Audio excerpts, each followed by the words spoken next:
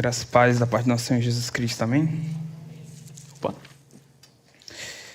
Gente, peço que abram as Bíblias de vocês na carta do apóstolo Paulo aos Gálatas. Nosso primeiro culto, tivemos o privilégio de ouvir o pastor Danilo fazendo a nossa primeira pregação dessa série que teremos ao longo desse ano e talvez um pouquinho do próximo, dentro dessa carta, uma carta riquíssima em conteúdo, provavelmente uma das primeiras cartas do cânon a serem escritas de forma cronológica. E vamos ter o privilégio de, ao longo desse ano, meditar um pouco nesse texto, nessa palavra do Senhor. O pastor Danilo expôs o nosso primeiro culto dos versos 1 ao 5, e eu gostaria de conduzi-los nessa tarde para que nós meditemos nos versos 6 ao verso 10. Estou lendo na Nova Almeida Atualizada. O texto fala assim: estou muito surpreso em ver que vocês estão passando tão depressa daquele que o chamou na graça de Cristo para outro evangelho, o qual, na verdade, não é outro. Porém, há alguns que estão perturbando vocês e que querem perverter o evangelho de Cristo.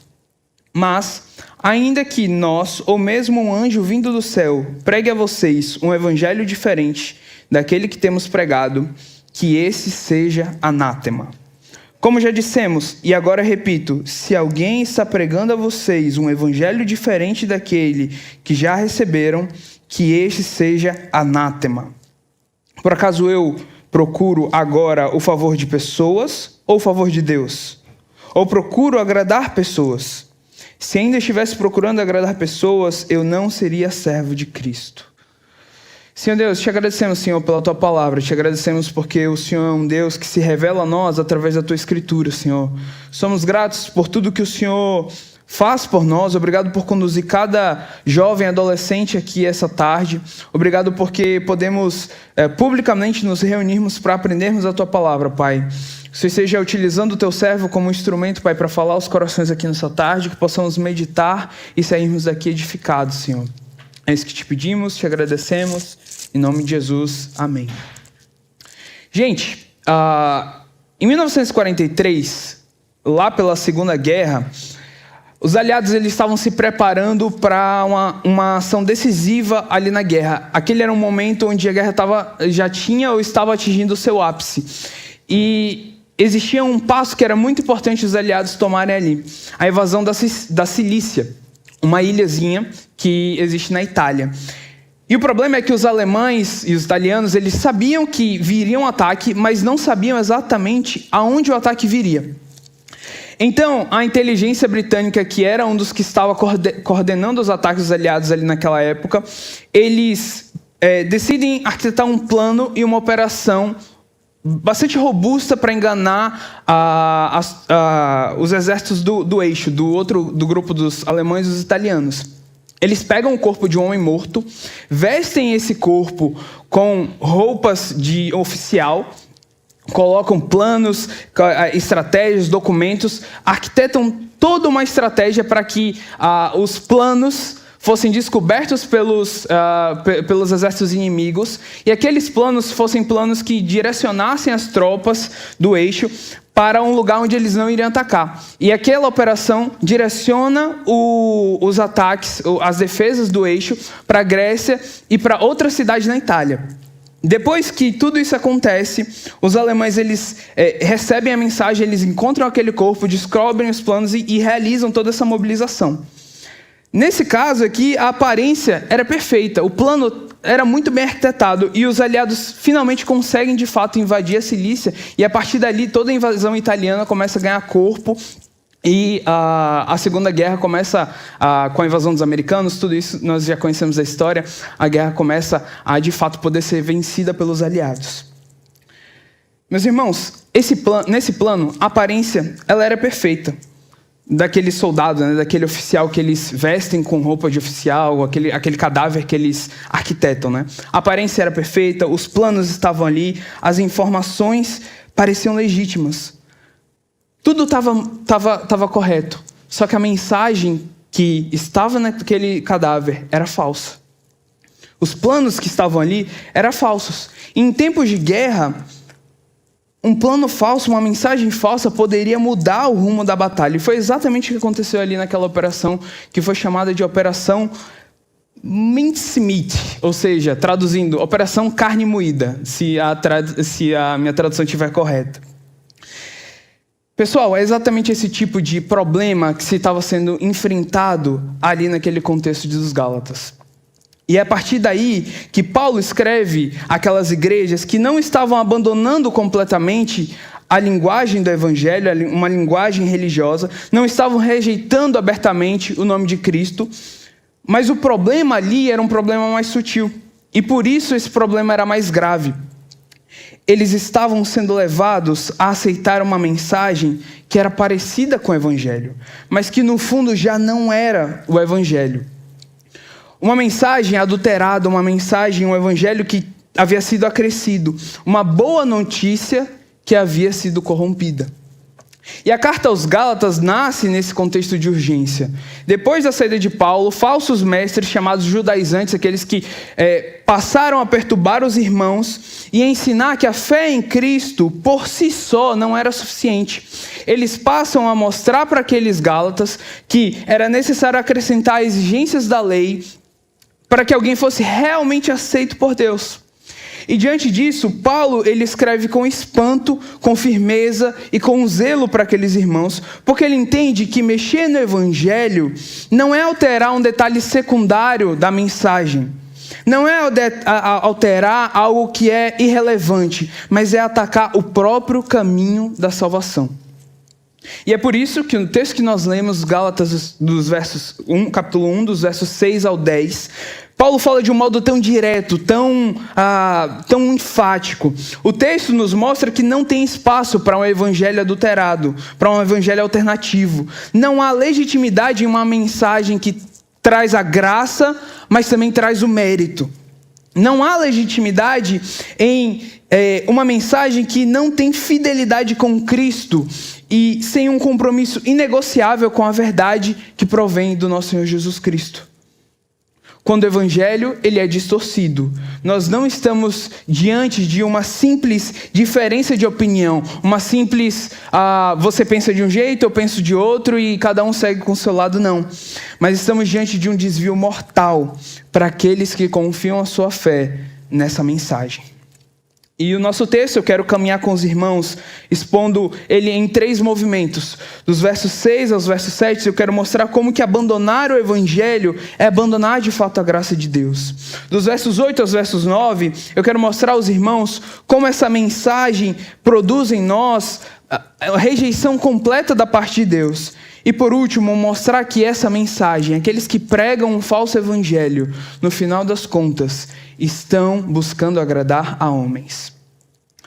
Dos versos 6 ao verso 7, no versículo 6, Paulo começa dizendo, admira-me. Talvez na versão de vocês esteja uma palavra diferente, mas um significado parecido. E essa expressão, ela já por si só carrega um peso emocional do texto. Paulo não escreve aqui de maneira fria ou de maneira meramente técnica. Ele escreve algo que mostra que ele estava profundamente abalado.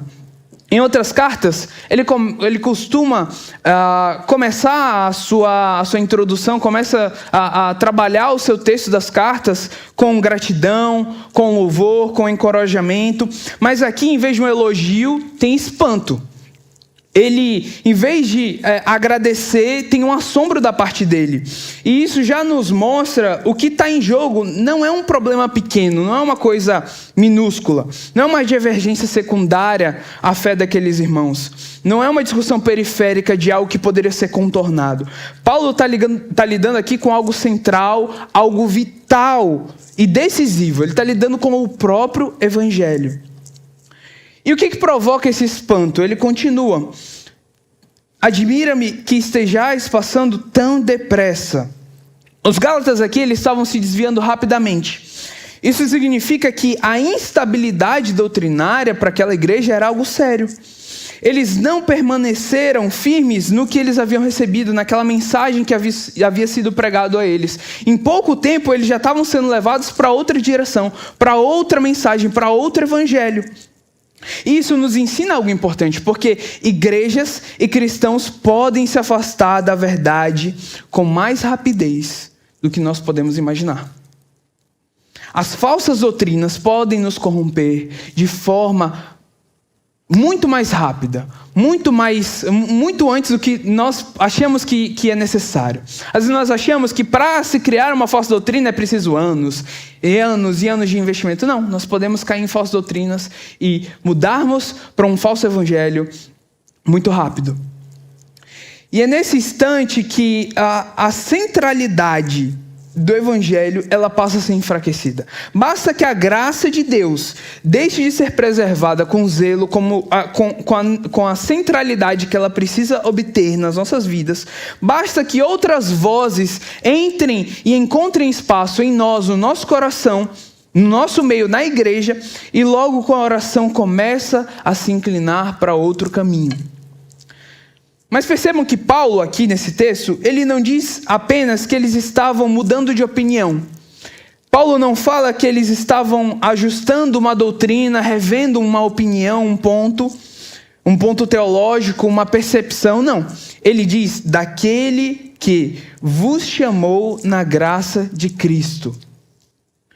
Isso é muito forte, meus irmãos, porque para Paulo, abandonar o evangelho não é abandonar simplesmente uma confissão de fé.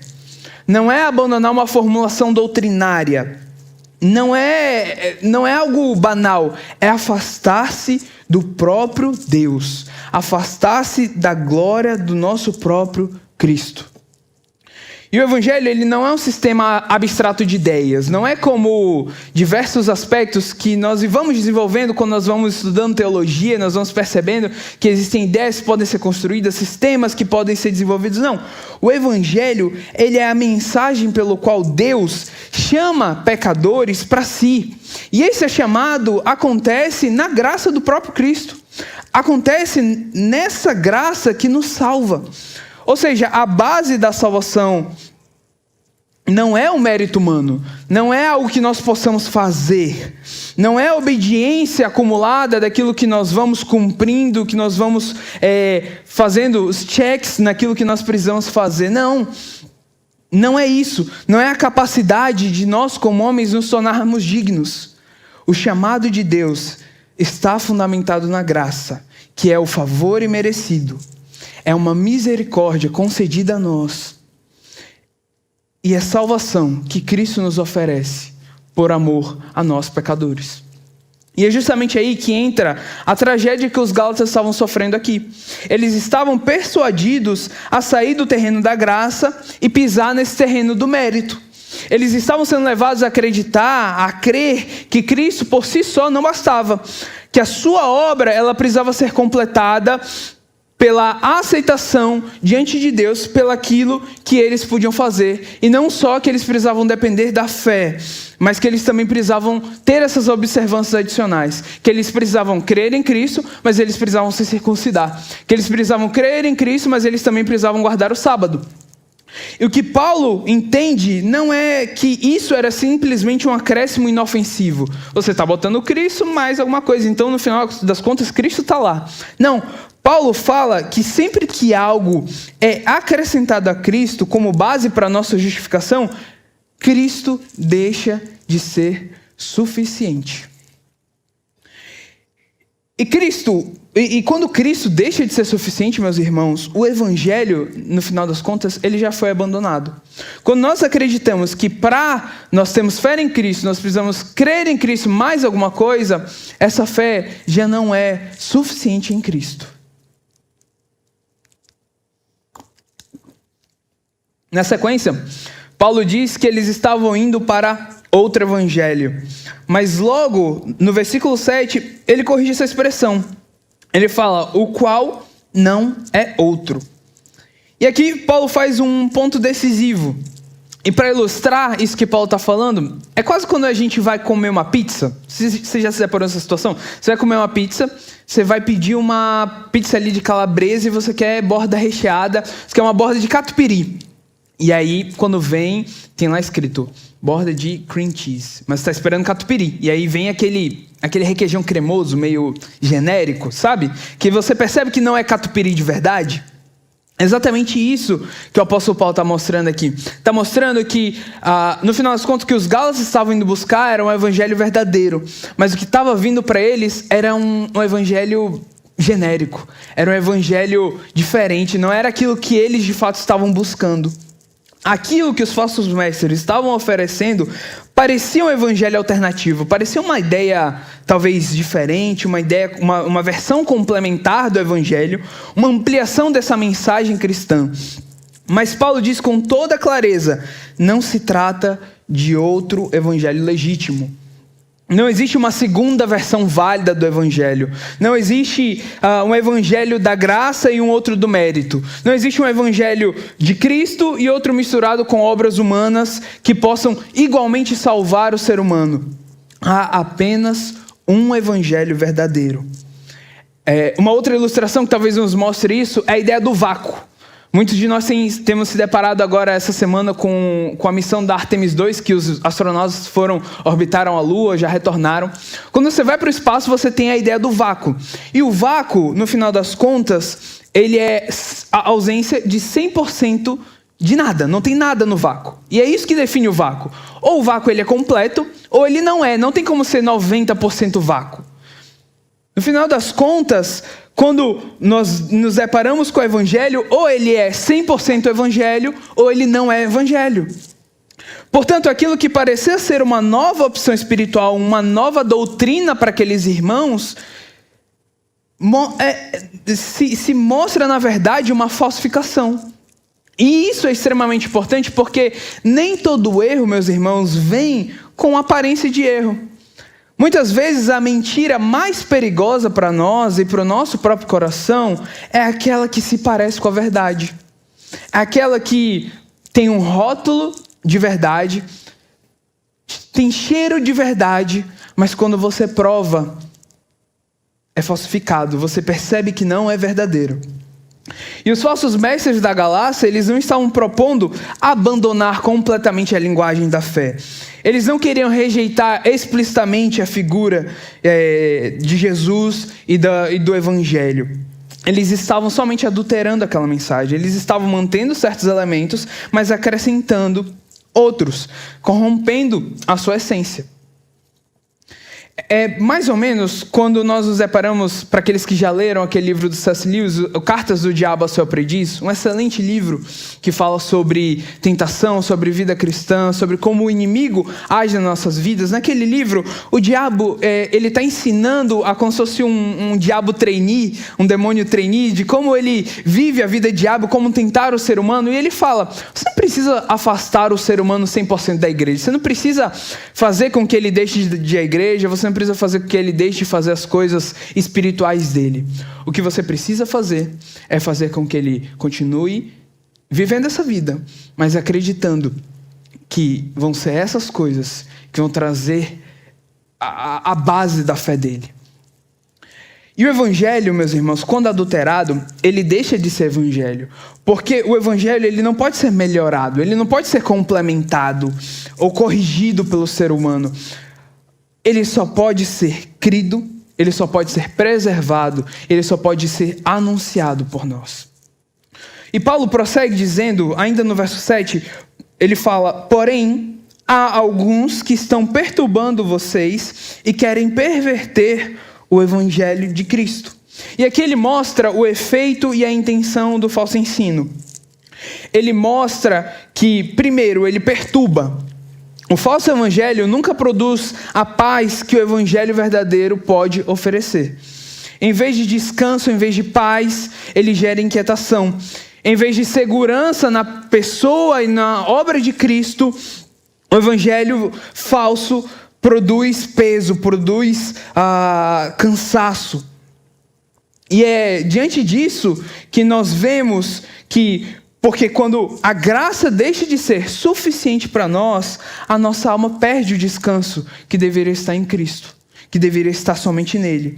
E se a aceitação diante de Deus depende de algo de mim, de algo que eu posso fazer, então eu jamais posso ter a verdadeira paz que provém de Cristo.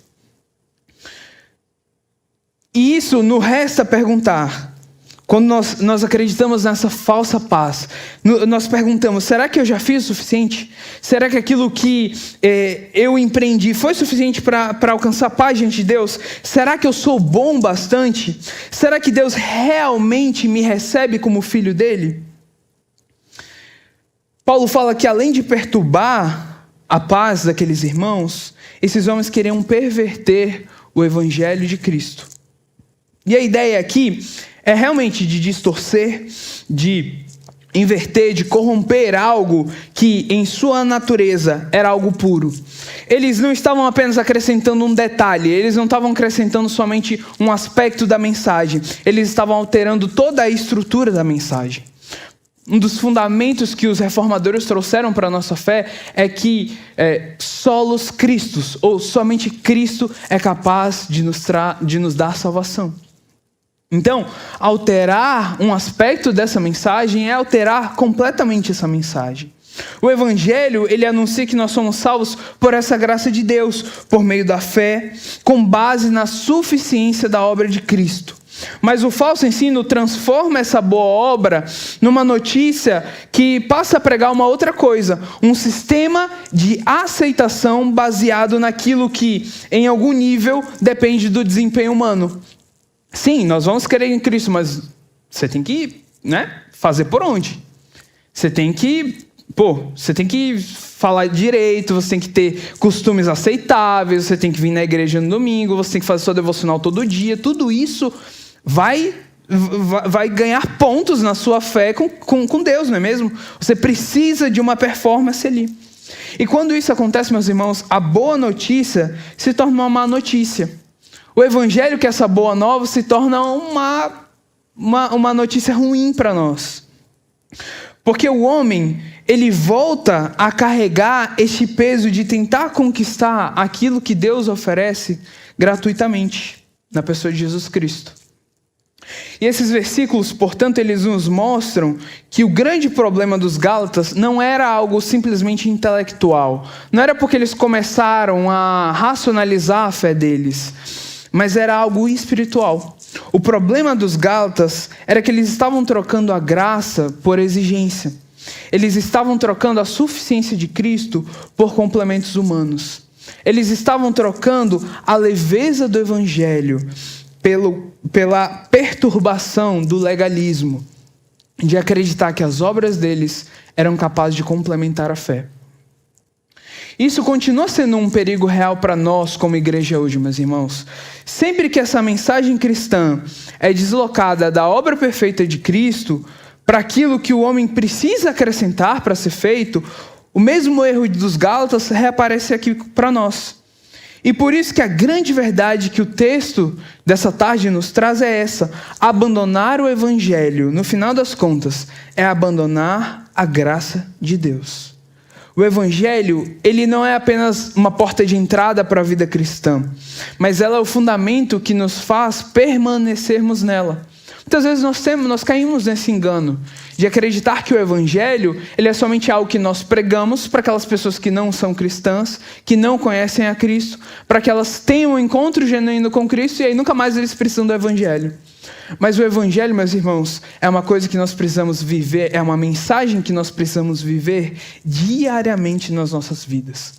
O autor Jerry Bridges, na maioria de seus livros, mas principalmente no livro dele, O Poder Transformador do Evangelho, fala sobre a necessidade de nós pregarmos o evangelho para nós mesmos diariamente. E essa é uma disciplina espiritual do cristão fundamental para que nós possamos viver nessa vida. Nós não começamos pela graça e nós depois seguimos pelo mérito. Às vezes a gente acha isso, que o evangelho ele é para justificação, mas quando nós aceitamos Cristo no nosso coração, a partir dali o nosso próprio mérito entra e o processo de santificação é meio que um processo pelos nossos próprios braços, pelo nosso próprio mérito. A partir dali, para eu ser santificado, eu preciso agir. E não é bem por aí. Não somos recebidos por Cristo e depois a gente é mantido na santidade pelo nosso desempenho. Toda a vida cristã, meus irmãos, depende da mesma graça que nos chamou do início e vai nos levar até o fim da nossa vida cristã. E é exatamente por isso que é tão grave. Por isso que essa mensagem adulterada é tão grave, porque nos versículos seguintes, Paulo vai caminhar no texto e vai até elevar o tom, vai mostrar a gravidade daquilo que os Gálatas estavam fazendo. No verso 8, ele vai mostrar: mas, ainda que nós, ou mesmo um anjo vindo do céu, pregue a vocês um evangelho diferente, que vá além daquele que temos pregado, que esse seja anátema. Aqui Paulo, ele não está sendo explosivo, ele não está sendo desequilibrado, ele está sendo absolutamente coerente, meus irmãos, com a natureza do assunto que está sendo tratado aqui.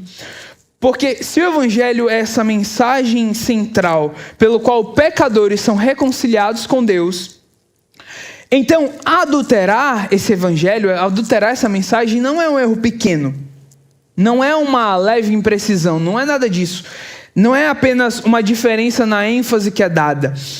Corromper o evangelho é mexer no caminho da salvação das pessoas, da salvação dos pecadores. É apontar para um caminho, apontar para esses pecadores um caminho falso. Apontar um caminho que não é capaz de justificá-los. É colocar diante deles uma esperança que é enganosa. Uma esperança que está prometendo a eles salvação, mas está entregando a eles condenação. E não existe crueldade, meus irmãos, maior do que oferecer a um homem perdido uma mensagem que é capaz de salvá-lo, que no final das contas que parece salvá-lo, mas que não é capaz de fato cumprir essa promessa e que vai manter ele condenado. É quase como você pegar uma pessoa que está morta de fome, falar que vai dar um prato de comida e entregar um pote de marmita, e quando ele abrir, o pote está vazio. Porque não tem nada, aquilo não é capaz de matar a fome daquela pessoa. E é por isso que Paulo começa o texto aqui com uma hipótese extrema. Ainda que nós, ou seja, em outras palavras, ele está dizendo, mesmo que eu, Paulo, o apóstolo que anunciou o evangelho a cada um de vocês, volte até aí, pregue um evangelho diferente, uma mensagem diferente. Não é para vocês me ouvirem, não me ouçam, não deem razão para o que eu estou falando. Isso é impressionante, meus irmãos, porque mostra que a verdade do evangelho está acima da autoridade do pregador. Paulo está dizendo nesse verso 8 que até a sua autoridade apostólica deriva da autoridade do evangelho. E não o contrário, não é a autoridade apostólica que mostra que ele tem o evangelho. Não, é o evangelho que mostra a autoridade apostólica de Paulo. E o evangelho não é verdadeiro simplesmente porque Paulo prega. Paulo só é fiel enquanto ele prega o evangelho. A autoridade do mensageiro não está acima da mensagem. E o pregador não tem o direito de atualizar, de suavizar, de complementar ou de redimir o evangelho. Ele está sujeito ao evangelho que ele recebeu da parte de Jesus, que provém hoje para nós dessa palavra que nos é entregue. E também não é a nossa experiência pessoal, meus irmãos, que determina qual que é a verdade. Nossos tempos, essa é uma verdade que se propaga muito mais, né? Cada um tem a sua verdade. Não é nós que julgamos a Bíblia pelos nossos sentimentos, pelas nossas convicções. O movimento é justamente o contrário. Nós julgamos as nossas experiências pela Bíblia. É a Bíblia que determina a veracidade das nossas experiências, dos nossos sentimentos. Não podemos utilizar eles para julgar a Bíblia. Tem que ser o contrário, tem que ser o movimento inverso. E Paulo, ele caminha no texto e ele vai além. Ele fala, ou mesmo um anjo vindo do céu. E aqui ele está levando o argumento dele ao limite. Ele está mostrando que mesmo que a mensagem venha revestida de glória, de beleza, de imponência, uma aparência sobrenatural, coisas sobrenaturais aconteçam, ela deve ser rejeitada se ela contradizer o evangelho.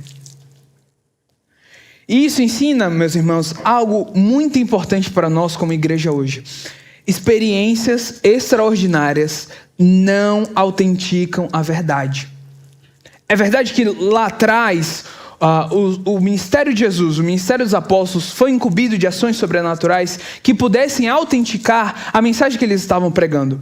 Lá no livro de Atos, nós vemos os apóstolos pregando a mensagem do evangelho e realizando milagres, realizando curas, realizando maravilhas. E aquilo era de fato um sinal que autenticava a mensagem deles. Mas hoje, no tempo que nós vivemos, a igreja é chamada para olhar para a única e suficiente revelação de Deus, que é a sua Escritura. O que autentica a verdade não são as experiências sobrenaturais, as experiências extraordinárias. O que autentica a mensagem é a fidelidade àquilo que foi pregado por Cristo e pregado pelos apóstolos. Carisma, meus irmãos, não autentica a verdade. Novidade não autenticam a verdade. Aparência espiritual também não autentica a verdade. O critério final não é o impacto, não é quantas pessoas aparentemente se convertem, não é a eloquência, não é a capacidade, não é a minha, por exemplo, não é a minha capacidade de falar, de pregar essa mensagem que autentica o que eu estou falando aqui. Não é a comoção, não é vocês se emocionarem, não é as pessoas que ouvem um pregador estarem em prantos, não é a emoção que autentica a verdade, mas é a fidelidade à mensagem de Cristo e à mensagem que os apóstolos confirmaram. Isso confronta profundamente o coração humano, meus irmãos, porque nós temos essa tendência natural de nos impressionarmos com aquilo que parece grandioso. Quando algo é muito grandioso, nosso coração tende a se maravilhar, a se impressionar. Nós vemos eventos lotados, nós vemos pregadores que falam a multidões e nós nos impressionamos com isso. Muitas vezes as pessoas elas são atraídas por quem fala com confiança, por quem possui grande influência, por quem tem muitos seguidores, por quem tem uma aparência muito boa, muito forte de espiritualidade, que impacta as pessoas. Por quem às vezes nos aparenta ter revelações especiais. Mas Paulo aqui, meus irmãos, nesse texto nos chama a voltar para aquilo que é essencial. Ele nos mostra que não importa quem fale. A pergunta decisiva, de fato, é: o que está sendo pregado? É o mesmo evangelho recebido pelos apóstolos ou aquilo é uma mensagem adulterada? Aquilo é uma mensagem alternativa? Então Paulo declara que esse seja anátema. E essa é uma palavra muito pesada, é uma realidade muito pesada, meus irmãos. Anátema carrega a ideia de alguém que está sendo colocado sob maldição, sob juízo, separado para condenação de fato. Paulo, ele não está lançando um insulto pessoal ou uma explosão, de certa forma, temperamental. Ele está pronunciando um juízo sobre todo aquele que corrompe a mensagem do evangelho. Isso mostra que o falso evangelho, ele não é apenas espiritualmente inadequado, ele é de fato condenável da parte de Deus. Quem perverte o evangelho não está prestando um pequeno de serviço à igreja, não está atrapalhando, está sendo uma pedrinha aqui no caminho da igreja, não. Ele está levantando-se contra a própria verdade salvadora de Deus. E talvez alguém pudesse pensar que Paulo exagerou, que Paulo está um pouco alterado aqui naquilo que ele está falando, que ele talvez tenha falado no calor do momento, que ele foi muito duro, mas é justamente por isso que o versículo 9 repete a mesma afirmação. O versículo 9 vai comunicar exatamente a mesma verdade. Ele fala: como já dissemos, e agora eu repito, se alguém está pregando a vocês um evangelho diferente, ou em outras versões que valem, daquele que já receberam, que esse seja anátema, ou amaldiçoado. E a repetição aqui é fundamental, meus irmãos, porque Paulo, ele não está recuando, ele está reforçando aquilo que ele fala. Ele não é impulsivo, ele está agindo de fato com convicção. Ele mostra que não é descontrole, é zelo da parte dele. Ele quer que os gálatas entendam, sem nenhuma margem de dúvida, que o evangelho não pode ser negociado. E percebam que tem um detalhe importante. No versículo 8, ele fala do evangelho que temos pregado. E no versículo 9, ele fala do evangelho que já receberam. Isso mostra, meus irmãos, que o evangelho ele não era apenas uma ideia em aberto. Ele ainda está, que ele ainda pudesse estar em construção, que ele pudesse estar sujeito a novas alterações, a novas revisões, como se fosse a nossa gramática, por exemplo, que ano após ano tem revisões, tem regras que vão sendo alteradas. Provavelmente a gramática que os pais de vocês viu já não é mais a gramática que nós estudamos isso. O evangelho não é como isso. O evangelho ele era uma mensagem definida, era uma coisa que era entregue aos santos, foi proclamada pelos apóstolos e era recebida pela igreja. E o conteúdo da fé cristã não está mais à disposição da criatividade humana, daquilo que o ser humano pode adicionar, que ele pudesse identificar que fosse importante. Poxa, isso aqui faz sentido, né? Combina com o evangelho, eu vou colocar isso aqui para andar junto aqui com o evangelho. Não. A missão da igreja não é inventar uma mensagem nova, meus irmãos, mas permanecer fiel àquela mensagem que nós recebemos. Isso também significa que a nossa fidelidade como cristãos não é originalidade. Nós não somos chamados a uma fé que busca ter originalidade. E eu falo isso porque no nosso tempo isso é algo muito incentivado. Nós somos incentivados a termos originalidade, a sermos originais, a sermos autênticos. Essa talvez seja a palavra mais usada. E o apóstolo Paulo está mostrando que a fé cristã, no final das contas, não é uma fé de originalidade. A fé cristã, ela é uma fé que busca imitação. Imitação àquilo que já foi proclamado. Imitação àquilo que já foi feito por Jesus Cristo. Há uma vida que busca um discipulado, uma imitação da fé que já foi promovida pelo nosso Senhor Jesus Cristo. E a missão aqui, meus irmãos, é entendermos que em tempos onde muitos valorizam o novo, valorizam aquilo que é surpreendente, que é inovador, o texto nos lembra que a fé cristã, a maturidade que nos é exigida não é descobrir algo além do evangelho, mas que nós permaneçamos no próprio evangelho. A igreja ela não precisa criar novas versões de salvação, não precisa de adaptações. Nós precisamos não precisamos tornar o evangelho que nós pregamos mais palatável, mais aceitável para a nossa época.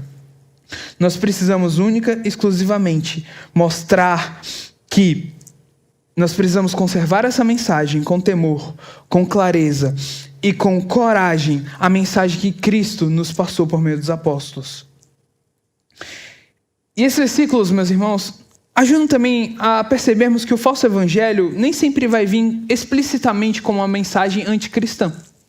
Nem sempre as oposições ao evangelho vão ser oposições que vão estar explicitamente indo contra a fé cristã. Nós temos sim diversas manifestações do nosso tempo que vão ir contra a nossa fé.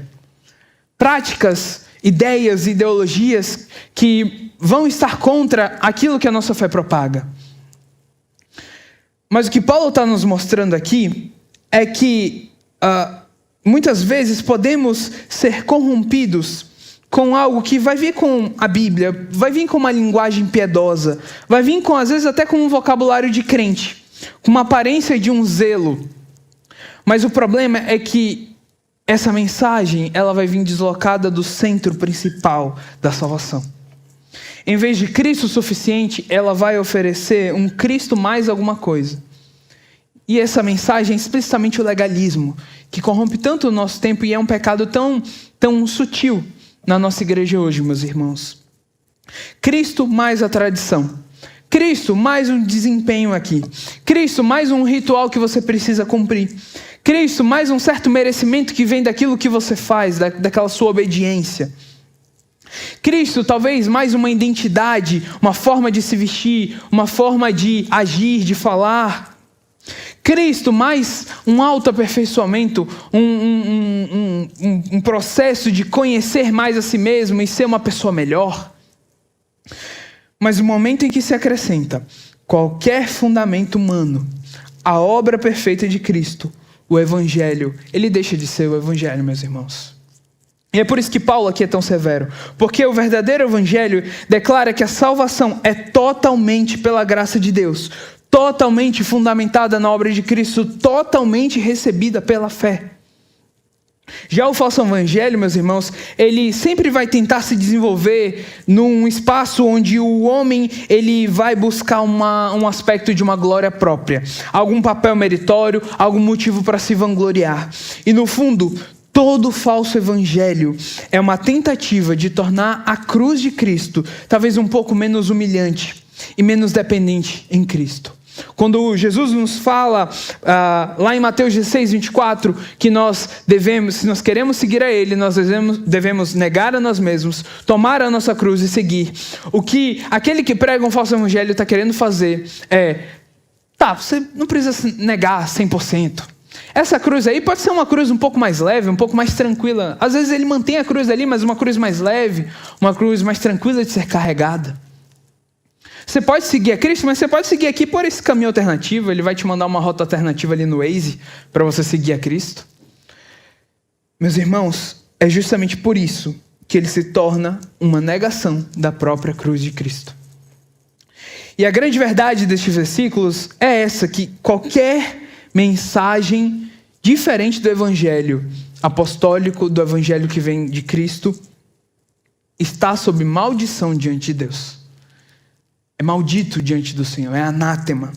Não porque Paulo seja intolerante, não é por isso, mas porque Deus é santo e porque a salvação é séria demais para ser tratada com leviandade, para ser tratada de forma tão relativa.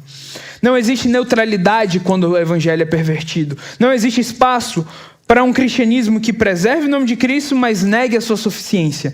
Só existe um evangelho que salva. E todo o outro caminho, meus irmãos, é maldito, porque conduz para longe da esperança dessa única verdade. Por último, o verso 10. Bom, depois de falar de maneira tão dura nesses versículos 8 e 9, Paulo antecipa talvez uma possível reação dos seus ouvintes. Alguém poderia dizer, Paulo ele está exagerando, né? Paulo ele pode estar sendo um pouco radical demais. Ele talvez esteja falando assim porque ele quer defender a sua posição. Ele quer que ele seja o apóstolo daquela igreja, né? Ele quer ser o cara. A igreja só vai ouvir a Paulo. É isso que ele está querendo. E é justamente por isso que ele aborda o verso 10, e muitas vezes, quando vai se fazer a divisão do capítulo 1, esse verso 10 ele já está indo para uma outra sessão. Mas eu trouxe esse verso 10 para nós meditarmos hoje, porque esse verso 10 ele vai introduzir a nossa pregação seguinte, mas ele traz uma verdade muito importante para nós entendermos a conjuntura de tudo isso aqui que Paulo está falando, dos versos 6 a 9. Aqui Paulo ele mostra que a sua firmeza em relação ao evangelho não nasce de uma vaidade pessoal dele. Não é um desejo dele vencer uma disputa com aqueles judaizantes, aqueles gálatas que também estavam pregando um evangelho distorcido para aquela igreja, mas de uma convicção profunda da parte do apóstolo Paulo. Ele fala que, no final das contas, o que ele está querendo comunicar aqui é que quem pertence a Cristo não pode moldar a verdade para agradar homens. E ele começa dizendo, por acaso, eu procuro agora o favor das pessoas ou o favor de Deus? E aqui é uma pergunta retórica. A resposta para as pessoas era evidente. Paulo está dizendo, vocês realmente acham que essa mensagem dura? Isso que eu estou falando de forma tão contundente, uma coisa tão, de certa forma, difícil de engolir. Esse posicionamento firme que eu estou trazendo para vocês é um caminho mais fácil que eu estou buscando a aprovação das pessoas? A aprovação humana? É realmente isso que vocês podem achar de mim ao trazer essa mensagem? Se ele quisesse agradar a homens, meus irmãos, certamente ele iria suavizar o seu discurso. Ele iria trazer uma mensagem muito mais simples, muito mais fácil. Ele não iria trazer com tanta contundência uma mensagem que iria confrontar tanto o coração daqueles irmãos. Certamente ele traria uma mensagem menos ofensiva, menos confrontadora, talvez até menos absoluta em si. Ele relativizaria um pouco mais aquela mensagem. Mas a sua postura mostra aqui exatamente o contrário. Paulo está mais interessado em ser fiel diante de Deus do que ser aceito diante das pessoas. E isso é muito importante, meus irmãos, porque revela uma tensão que atravessa todo o ministério que busca ser fiel. E, de certo modo, tem que moldar toda a nossa vida cristã. Sempre vai haver a tentação de adaptar a mensagem para torná-la mais palatável. Sempre vai haver essa pressão para diminuir o escândalo que a cruz causa. Para suavizar essa exclusividade de Cristo, vai exigir essa pressão para reduzir as exigências do arrependimento, para trocar essa verdade por aceitação. Nós somos confrontados diariamente em nossas vidas de vivermos o evangelho mais soft, o evangelho mais macio, mais fácil de engolir. O coração humano, por natureza, meus irmãos, não suporta bem o evangelho que destrói a nossa autoconfiança, que confronta o nosso orgulho, que declara que a salvação é inteiramente pela graça. É por isso que a tentação constante do nosso coração é de remodelar essa mensagem. Por mais que, às vezes, nós achemos que não estamos fazendo isso explicitamente, muitas vezes no nosso contexto, nossa faculdade, nosso trabalho, nós estamos sendo confrontados a vivermos uma vida cristã mais tranquilinha. Uma vida cristã que as pessoas vão aceitar mais fácil. Onde eu não realmente preciso me posicionar. Onde eu posso viver ali aquele meu cristianismo camaleão. Onde eu consigo me adaptar ao contexto que eu estou.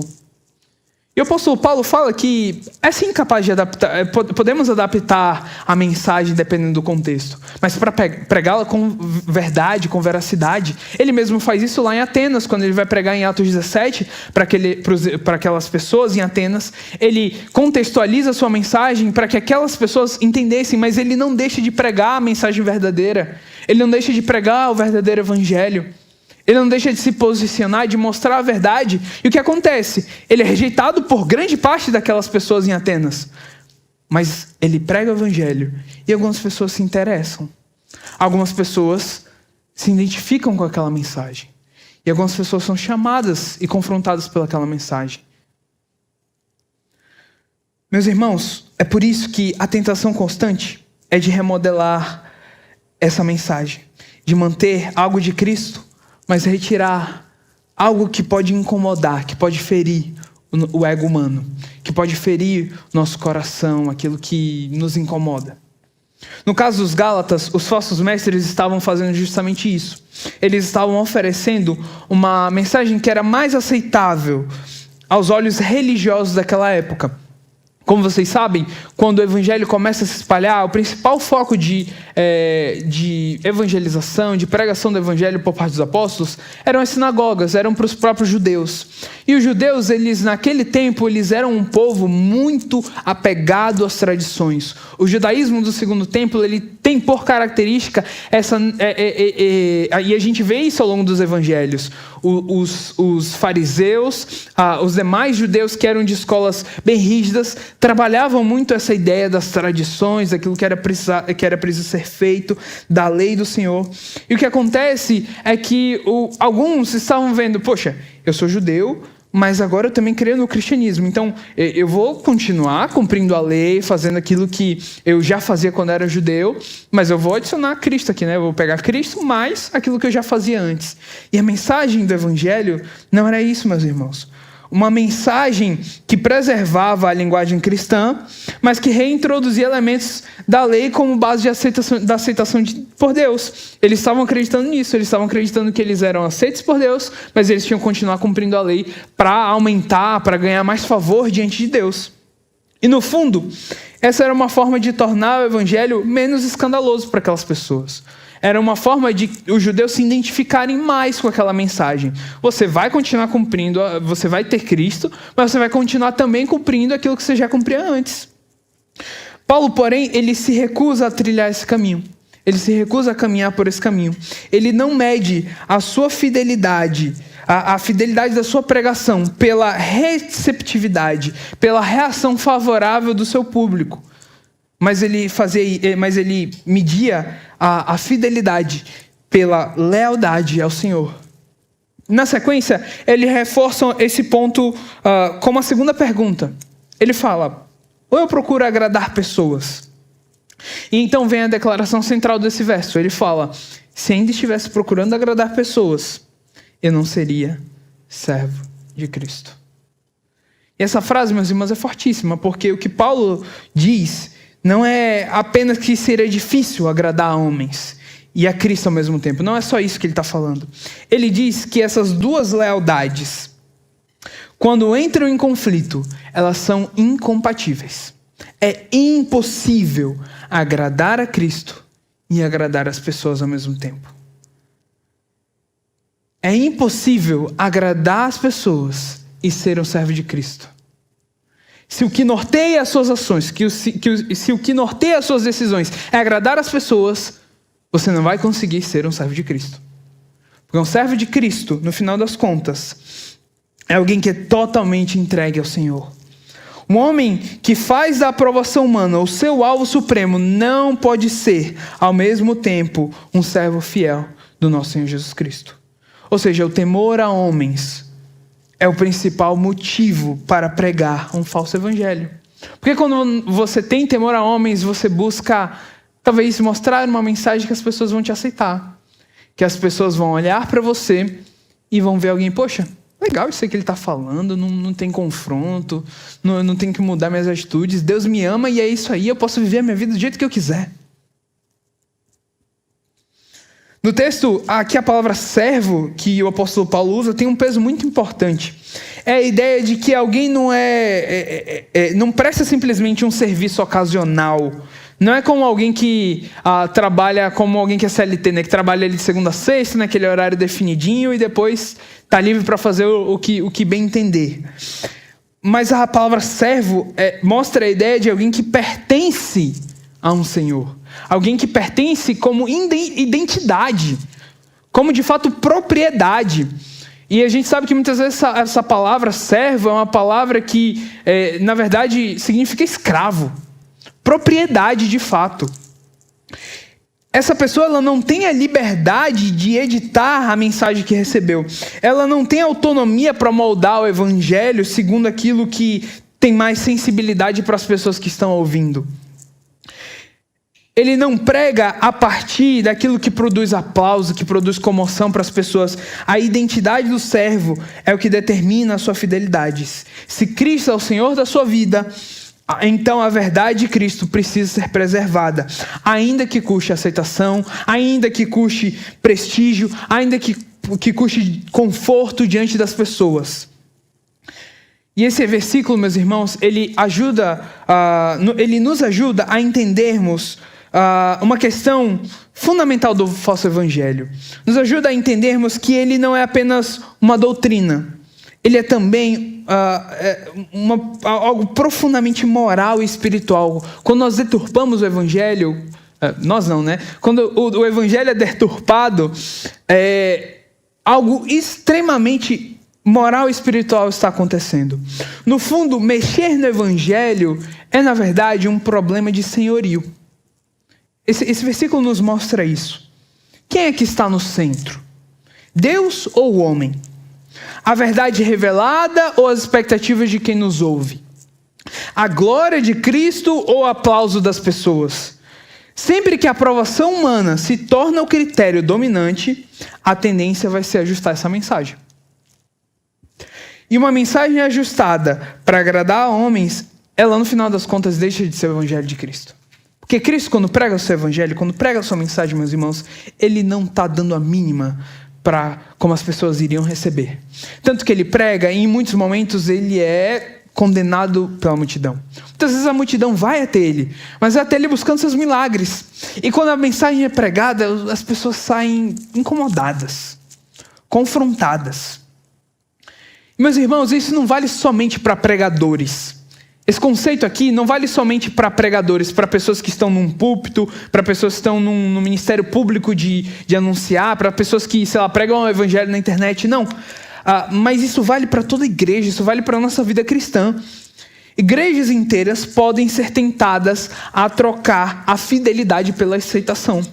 Quando a igreja começa a medir o sucesso apenas pela popularidade, pela aceitação cultural, pela ausência de oposição, ou pelo crescimento a qualquer custo, ela corre o risco de relativizar justamente aquilo que não pode ser relativizado.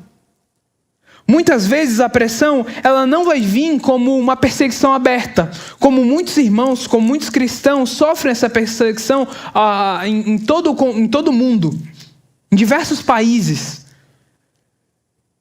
Às vezes a perseguição vai vir na forma de uma sedução sutil. Se vocês amenizarem isso, vocês talvez sejam mais bem recebidos. Se vocês deixarem essas verdades aqui de lado, talvez vocês vão ser mais relevantes, vocês vão ter mais alcance. Se vocês ajustarem essa mensagem aqui, nesse ponto aqui, talvez vocês vão alcançar mais pessoas. Mas a relevância, meus irmãos, quando ela é comprada à custa da verdade, ela é infidelidade disfarçada. Quando nós buscamos trocar a verdade, dissociar a verdade, nós estamos sendo infiéis àquilo que nos é entregue. E Paulo nos mostra então que a fidelidade ao Evangelho, ele exige de cada um de nós coragem. Exige, porque permanecer no Evangelho verdadeiro, inevitavelmente vai nos trazer momentos em que será necessário desagradar as pessoas. O Evangelho da graça ofende aqueles que são orgulhosos, porque diz que nós não somos capazes de salvar a nós mesmos, e aquele que é orgulhoso, tudo que ele quer ouvir é que aquilo que ele faz é capaz de trazer salvação a ele. O Evangelho da cruz confronta aquela pessoa que é moralista, aquela pessoa que diz que o bom comportamento dela é que vai trazer favor para ela diante de Deus. No final das contas, confronta porque diz que a justiça própria que ela traz para a sua vida não basta. O Evangelho de Cristo vai escandalizar também aqueles que são religiosos, porque coloca os ritos, as tradições, a performance, e mostra que tudo isso não pode acrescentar 1 milímetro à obra perfeita do nosso Salvador. Portanto, quem decide ser fiel, meus irmãos, a esse Evangelho deve estar disposto a perder a aprovação de muitos. Mas, ao mesmo tempo, esse versículo ele é profundamente libertador. Porque viver para agradar a homens é uma escravidão sem fim. Quem vive dominado pela aceitação das pessoas nunca poderá ser estável. Quem vive pela aceitação das pessoas sempre vai depender da reação e de como as pessoas vão visualizar ela diante dos outros. Hoje você vai ser elogiado, mas amanhã pode ser rejeitado. Hoje você vai ser aceito, mas amanhã você pode ser criticado.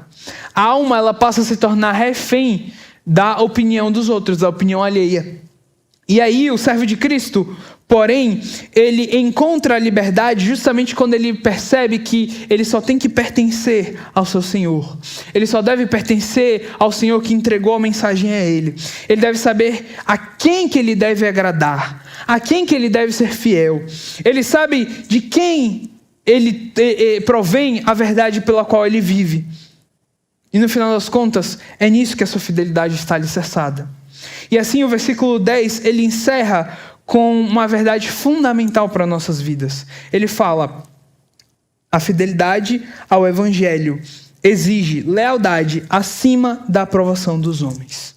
Quando Paulo fala tudo isso que ele fala aqui a nós, no verso 10, no final das contas, o que ele está querendo nos mostrar é que a fidelidade ao Evangelho exige lealdade e exige essa lealdade a Deus acima da aprovação aos homens. Não tem como ser leal aos homens e leal a Deus. Você vai ter que escolher um dos dois. Você não pode servir a dois senhores. E Paulo foi duro sim, mas não por arrogância, meus irmãos. Ele foi firme sim, mas não pelo seu orgulho, não pelos seus extremos zelo desnecessário, não. Ele foi incisivo porque ele era um servo de Cristo. Seu compromisso não estava com sua imagem, não estava com a sua, como os Gálatas o enxergavam, mas ele estava unicamente preocupado com as verdades do Evangelho. E é essa mesma postura que a igreja de todas as épocas precisa cultivar, meus irmãos. Nós precisamos ter amor suficiente para dizer a verdade, mas também precisamos ter coragem para sustentá-la e temor de Deus suficiente para viver e para não negociá-la diante das situações. E é com essa exposição desses versos, meus irmãos, de Gálatas dos versos 1 ao 6, o apóstolo Paulo nos deixa um quadro muito claro aqui. Nos versos 6 e 7, Paulo nos mostra um espanto diante do abandono do verdadeiro evangelho por parte dos Gálatas. Nos versos 8 e 9, ele mostra que a condenação severa de todo o falso evangelho era algo extremamente necessário para aqueles Gálatas. E no verso 10, ele mostrou que preservar essa verdade exige servos mais comprometidos com Cristo do que com a aprovação humana. Tem algumas aplicações antes de caminhar para o final do nosso sermão, o final da nossa mensagem. Primeira aplicação diante desse texto que precisamos fazer é que nem tudo que é evangelho, meus irmãos, de fato... nem tudo aquilo que parece evangelho, de fato é evangelho. É por isso que a igreja precisa desenvolver discernimento. Nem toda pregação, nem todo livro, nem todo cantor, nem todo influencer cristão pode ser recebido sem exame. Não é porque a pessoa fala que é cristão que aquilo de fato, por si só, tem algum peso. É preciso discernimento. Muitas mensagens usam o nome de Jesus, usam versículos, têm aparência espiritual, mas no fundo deslocam a confiança da obra de Cristo. E deslocam aquilo que é mais central. Às vezes fazem isso de forma explícita, mas às vezes fazem isso de forma sutil. Por isso, o crente maduro, meus irmãos, não é apenas aquele que tem uma mensagem bonita, uma mensagem emocionante, uma mensagem que muitas vezes é popular, que vai dar muitos views, muitos likes. Não é isso. A pergunta que precisa ser feita é: essa mensagem preserva a suficiência de Cristo? Ela aponta para a graça de Deus ou ela aponta para o mérito humano? Ela humilha o pecador e exalta Cristo ou ela alimenta um ego religioso? Uma igreja saudável, meus irmãos, não é somente uma igreja fervorosa, mas uma igreja que é vigilante nessa mensagem. A segunda aplicação que eu tenho para nós hoje é que nós precisamos vigiar o nosso próprio coração, porque toda a tendência que nós temos é de acrescentar algo à graça de Deus. É fácil olhar para os falsos mestres da Galácia e pensar que o erro está distante de nós. Foi algo que foi escrito lá no primeiro século, então é algo que era um problema que Paulo combateu lá e não tem relevância para nós hoje. Mas se nós olharmos um pouquinho para a nossa realidade, meus irmãos, a prática é que muitas vezes nós repetimos esse mesmo pecado nos nossos corações. Fazemos isso quando nós passamos a pensar que Deus nos ama mais quando nós estamos indo bem do que quando nós falhamos. Que Deus tem mais amor por nós quando nós estamos com a nossa vida espiritual bem, quando eu estou fazendo meu devocional mais constante ali, sem falhar um só dia, do que quando eu caio no meu pecado. Nós fazemos a nossa vida cristã quase como um termômetro, as disciplinas quase como um termômetro da nossa vida espiritual, do nosso relacionamento com Deus. Se eu estou constante, se eu estou desempenhando bem, meu relacionamento com Deus está lá em cima. Se eu caio, o amor de Deus por mim está lá embaixo. E isso é contra a mensagem que é pregada aqui, meus irmãos. Deus não nos ama pelo aquilo que nós fazemos. Deus nos ama pelo aquilo que Cristo fez por nós. Deus amou ao mundo porque Ele viu seu Filho. Não porque nós somos melhores ou piores. E o Evangelho, meus irmãos, nos chama a obedecer sim. Nos chama sim a sermos fiéis. Mas nunca tratar a obediência como esse termômetro, como essa indicação de que se eu obedecer mais, eu vou ser mais aceito diante de Deus. O cristão, ele vive sim em santidade, mas não para conquistar o favor de Deus. Ele vive em santidade porque ele já conquistou o favor de Deus.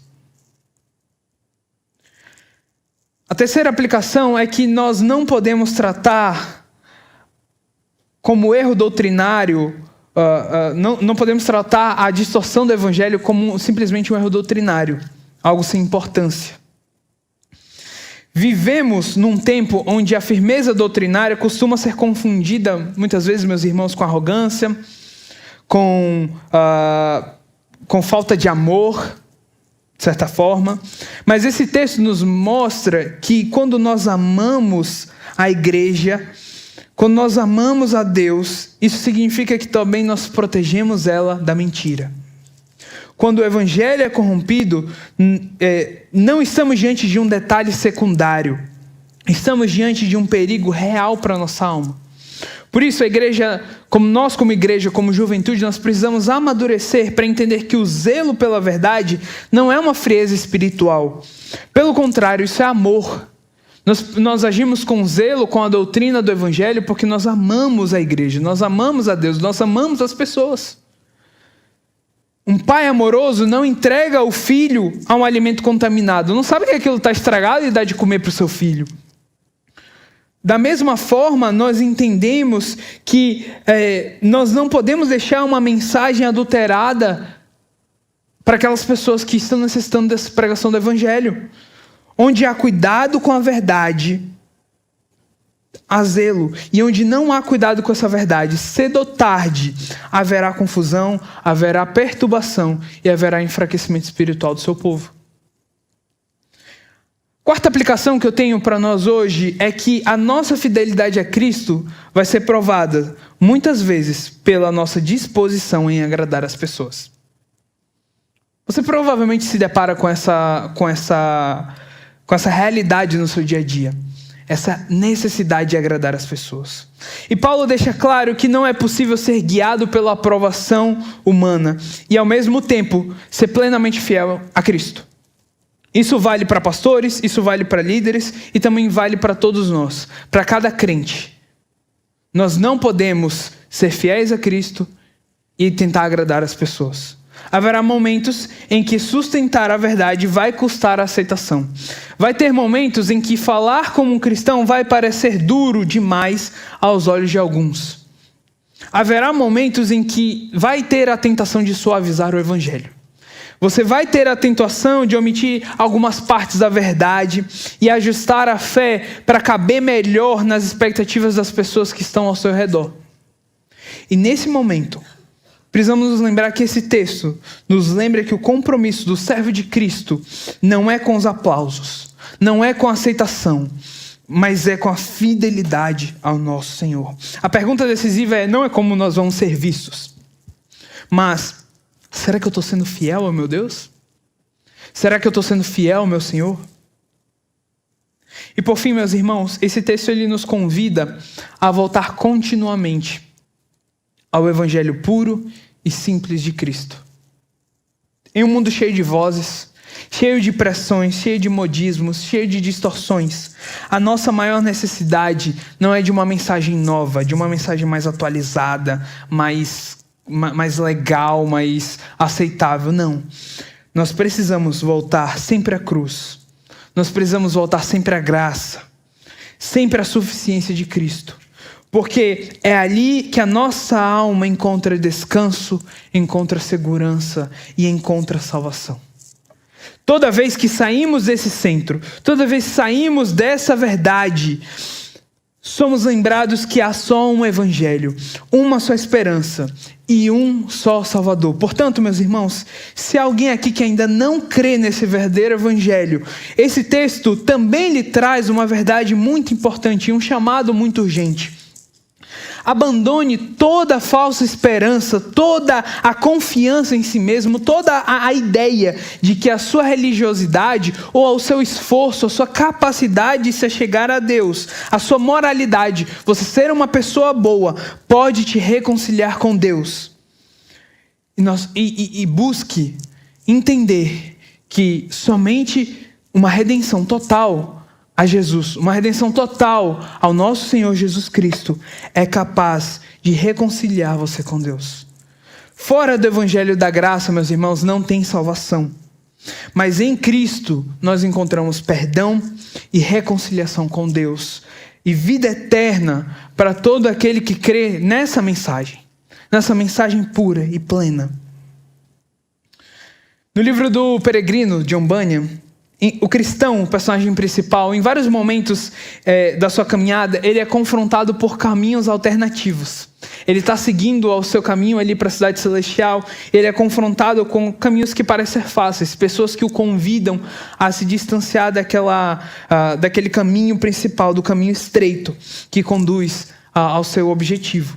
O grande perigo para nós, olhando para essa ilustração, não está apenas em rejeitar abertamente o caminho certo, mas em aceitar esses pequenos desvios que aparecem para nós, meus irmãos.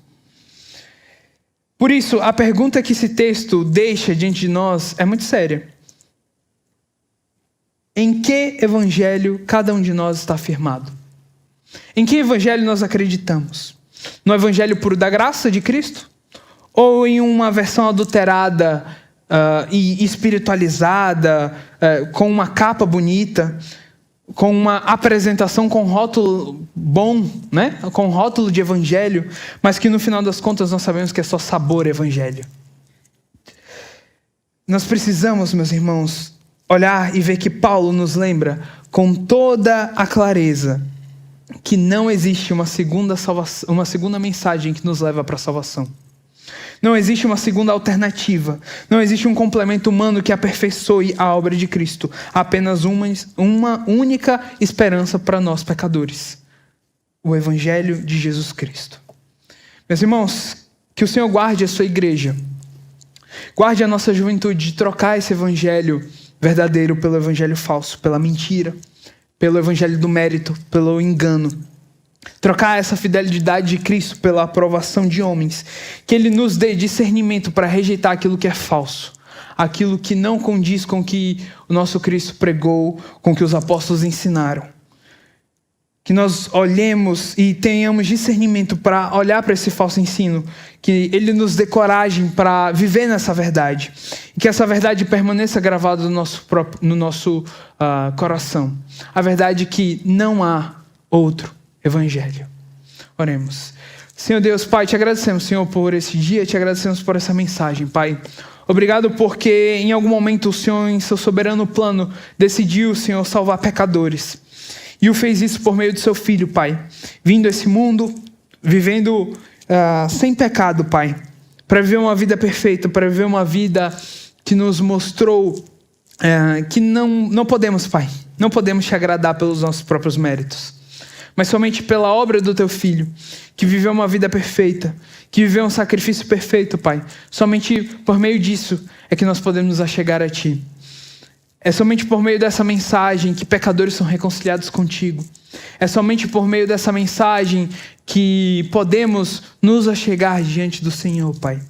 É por meio dessa mensagem que nos tornamos justos, Pai. Não nos permita mudarmos essa mensagem. Não nos permita adulterarmos essa mensagem. Nos permita vivermos, Senhor, diante deste mundo que nós vivemos, com o discernimento correto, Pai. Com a ideia correta do Evangelho. Não nos deixe desviarmos nem para a esquerda nem para a direita, Pai, mas nos mantenhamos firmes no caminho para a cidade celestial. Nos permita, Senhor, no nosso contexto, seja na faculdade, no trabalho, na escola, Pai, que nós possamos olhar para as circunstâncias e buscarmos viver esse Evangelho, Pai, dia após dia. Não vivendo um Evangelho mascarado, um Evangelho fajuto, mas um Evangelho firmado na Tua graça, Pai. Um Evangelho firmado na Tua obra, na obra do Teu Filho. É isso que nós te pedimos, te agradecemos. Em nome de Jesus. Amém.